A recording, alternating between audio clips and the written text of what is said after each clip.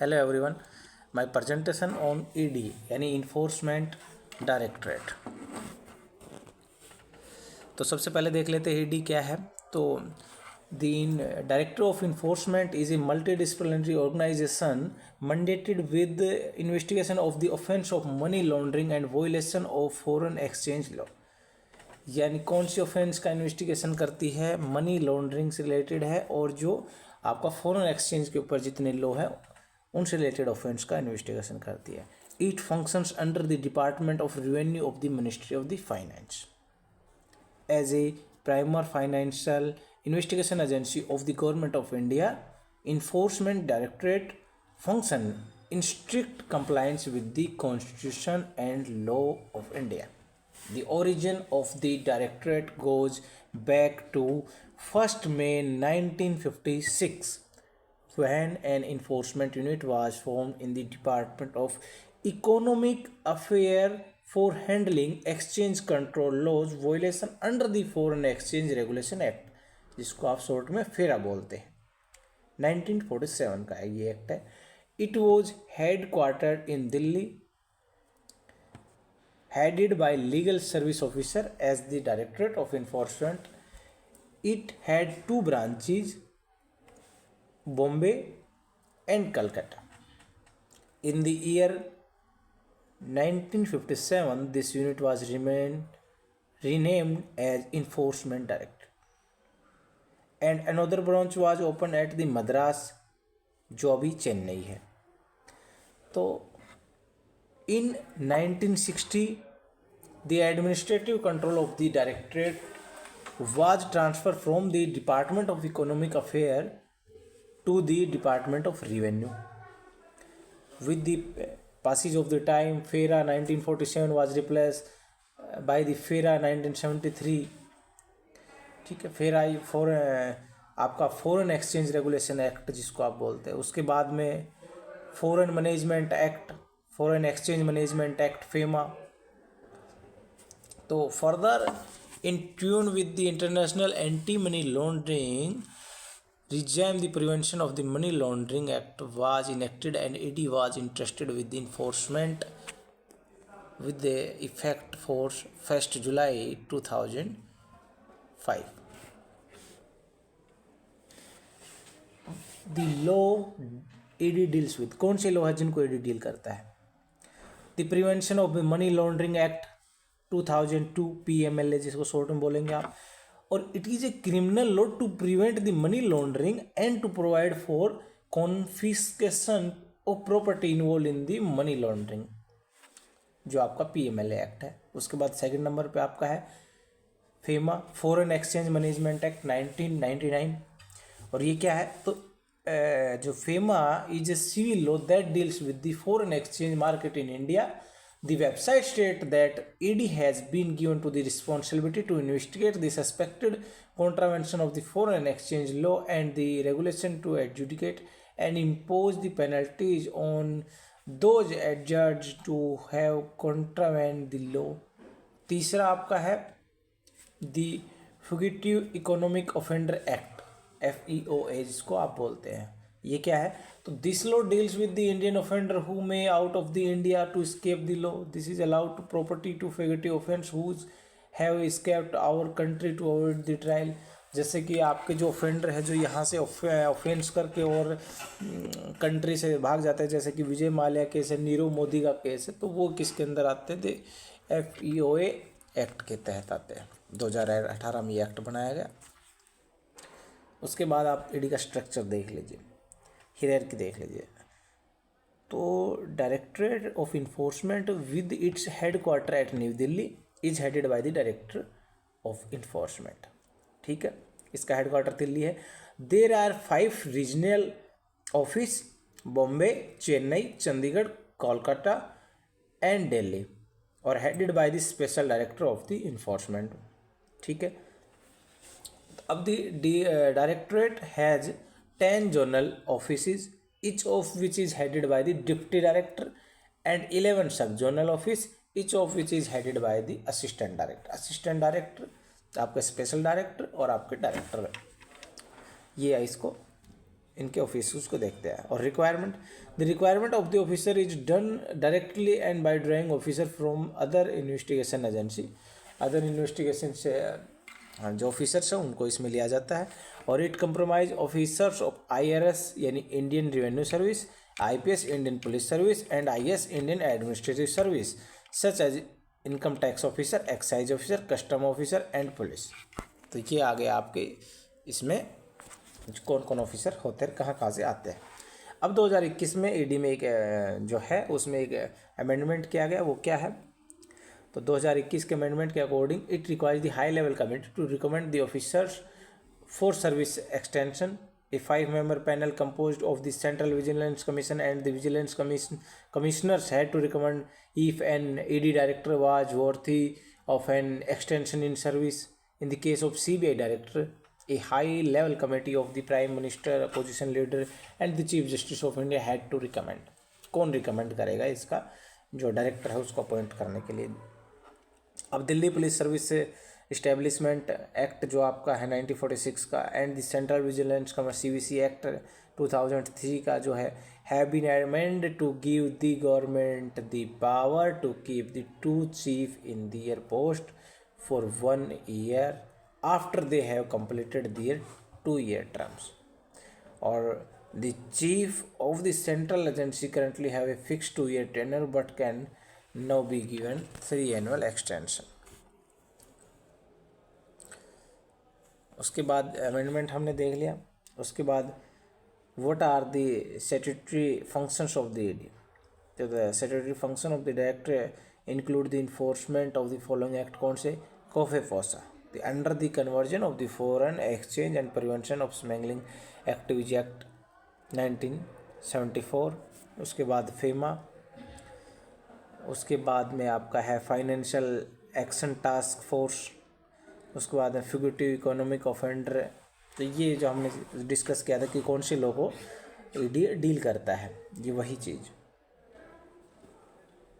अब how the ED function under the PMLA। अब PMLA जो आपका है उसके अंडर कैसे करती है? तो prevention of money laundering act. तो ED carries out search property and seizure money or document after it has decided that the money has been laundered under section 16 and under section 17 of PMLA. On the basis of that, the authority decide if arrest is needed as per the section 19. Under the section 50 of the PMLA, the ED can also directly carry out the search and seizure without calling the person for questioning. It is not necessary to summon the person first, then start the each search and seizure. Okay. Or if the person is arrested, the ED gets 60 days to file the prosecution complaint, charge sheet. Punishment under the PMLA doesn't go beyond the 7 years. अब आप CBI, NIA और ED का comparison करके देख लेते हैं। The PMLA allows to the ED to take cognizance of any offence under its wide-ranging schedule across the country or with or without the consent of the state government. यहाँ पे CBI को NIA को state government की उसकी ज़रूरत है, यहाँ पे इसको ज़रूरत नहीं है। और it has therefore been able to register money laundering cases against the politician and activities based on the FIR filed by the state police force, something the CBI is unable to do unless they requested by the state government or ordered by the court or Central Vigilance Commission. But while the National Investigation Agency NIA too has power to take sumo cognizance of offence across the country, the schedule of the NIA Act, that is the type of offence that it can be investigated, is limited to about a dozen offences. अब उसके बाद expansion of the power of the ED under the PMLA। ED की powers की बात करते हैं तो कुछ इसमें अमेंडमेंट हुए हैं, जैसे कि ED can now investigate a range of crime from the terrorism to wild life hunting and copyright infringement. तो जो इन्वेस्टिगेशन करने की जो रेंज है, कहाँ कहाँ इन्वेस्टिगेट कर सकती है, वो बढ़ा दी गई है ED की। और अमेंडमेंट 2009 में जो अमेंडमेंट आया, तो amendment in 2019 added the criminal conspiracy granting the ED authority to prove the conspiracy cases को भी ED इन्वेस्टिगेट कर सकती है। In 2015 and 2018 the ED gain power to seize the Indian property link to laundered money and acquired the abroad. In 2019 amendment extend the ED authority to attach the property and earned through the criminal activity. ये सब चीज़ें हैं जो ED की जो powers को बढ़ाते हैं और ईडी की इन्वेस्टिगेशन की पावर जो बढ़ती है कि कहाँ कहाँ ईडी इन्वेस्टिगेट कर सकती है. अब ईडी की जुरिक्शन की मैं बात करूँ तो बोथ FEMA एंड और PMLA apply to the whole of India, so the ED can take action against any person on which this act applies. All India में ये एक्ट लागू हो और इंडिया में जहाँ भी ये एक्ट अप्लाई होते हैं वहाँ पे ईडी की जुडिक्शन होगी. तो under the cases under the FEMA में lie in the civil court और where the PMLA cases will lie in the criminal court. FEMA के अंडर जो आएंगे वो सिविल कोर्ट में जो केसेज होंगे और जो आपके PMLA में आएंगे वो क्रिमिनल कोर्ट में. The agency has jurisdiction over a person और any other legal entity who commits a crime. All the public servant come under the jurisdiction of the agency if they are involved in the offence related to the money laundering. अब हर एक वो person जो ये offence करता है money laundering से related वो ED की जुरिक्शन में आता है और हर एक वो जगह जहाँ पे ये लॉ अप्लाई होते हैं. What reforms can be brought to the ED. अब इसमें देख लेते हैं रिफॉर्म्स की क्या जरूरत है. तो it is true that the law has given the restraint power to ED in dealing with the accused that can increase the possibility of the political misuse. But there must be a consent between the adjudicating authority and the offence of the ED to abide the constitutionally of the provision of the under PMLA, making the investigation more lucid. The process itself should not become a punishment. ED expanded the power should be welcome. With a greater commitment to expeditiously resolve the case, so both the judiciary and the enforcement agency can move forward with the speedy trial and the convictions. High profile cases of the India के हम अब जो high profile case है कुछ famous case है वो ED के देख लेते हैं. तो विजय माल्या केस आपका 2017 में जो हुआ तो enforcement director has filed one of its longest chargesheet of approximately 5,300 pages against the Vijay Mallya, Kingfisher Airlines Limited and the United Breweries Limited under the Prevention of the Money Laundering Act. Vijay Mallya case is as an accused of the money laundering and the fraud in our country. He has committed fraud with 17 Indian banks of the approximately 9,000 crores. Vijay Mallya started an airline company called the Kingfisher Airline Limited 2015. The airline company was burning the loss and was under the heavy debt to keep the operation running in. तो ये detail में मैंने नहीं दिया गया है विजय माल्या के case को, मैं सिर्फ उसका समरी उसकी बताई गई है जो ईडी जिसको इन्वेस्टिगेशन ईडी ने किया है, चल ही रहा है केस. उसके बाद पंजाब नेशनल बैंक का है, नीरव मोदी का केस है. तो the PNB fraud case against the Nirav Modi is being provide by the CBI and relates to the fraudulent obtaining the letter of undertaking LOUs और loan agreements. The ED case pertains to the laundering of the proceeds of the fraud. Nirav Modi is wanted in India for fraud and money laundering in connection with the 14,000 crore PNB scam.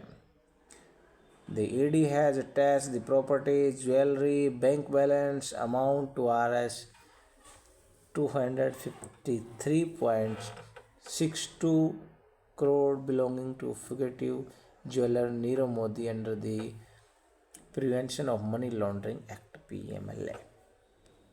तीसरा आपका है Amway India pyramid scheme allegation 2016 का.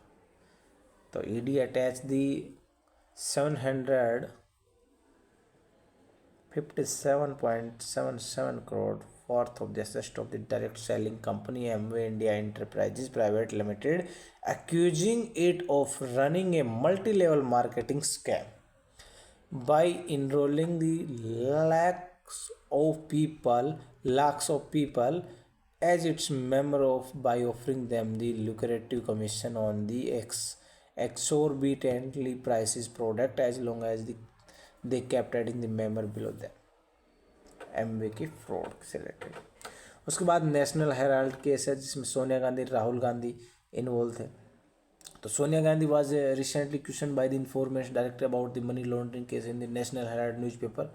The National Herald newspaper was published by the Associated Journal Limited a brainchild of PM Jawaharlal Nehru, who started his company in 1937 with 5,000 freedom fighters as its shareholders. In 2011, when AGL incurred losses, so the holding of the company were transferred to Young India. Many other shareholders of AGL allegation they were not served any notice when Young Indian took our AGL. और अब आता है कि ED को criticise क्यों किया जाता है। जैसा कि अभी चल रहा है पॉलिटिक्स जो चल रही है, हर रोज़ ईडी के छापे पड़ रहे हैं, कभी कहीं कभी हर नेताओं के घर पे। तो यही कहा जा रहा है, क्रिटिसाइज यही किया जा रहा है कि ईडी है वो सरकार के हाथ में है, इंडिपेंडेंट काम नहीं करी है। तो ईडी को जब हम ईडी पे एलिगेशन लगते हैं और जो पीएमएलए जो हमारा जो एक्ट है जिसका मिसयूज़ गवर्नमेंट के द्वारा किया जाता है, तो यही एक मेन इसका क्रिटिसाइज और मेन एलिगेशन है। तो जैसे पीएमएलए है वो क्या करता है, investigation ordinary crimes and assist of the genuine victims have been attach. PMLA was comprehensive penal strategy to counter that threat to money laundering, है ना। तो अब इसमें क्या है, जब मैं बात करेंगे हम इसकी क्रिटिसाइज़ करने की बात करेंगे, तो सबसे पहला क्रिटिसाइज ये होगा कि इसमें पॉलिटिकल इंटरफेरेंस बहुत ज़्यादा है। दूसरा आएगा lack of transparency and clarity. क्यों नहीं है क्लियरिटी, इसलिए the enforcement cases information report ACI an equivalent of the FIR is considered and the internal document and not given to the accused को नहीं दिए जाते हैं। तो ED treats itself is an exception to the principle of and practices of the criminal procedure law and choose to register an ECIR on its own homes and finances on its own file. There is also a lack of clarity about the ED selection of cases to investigation.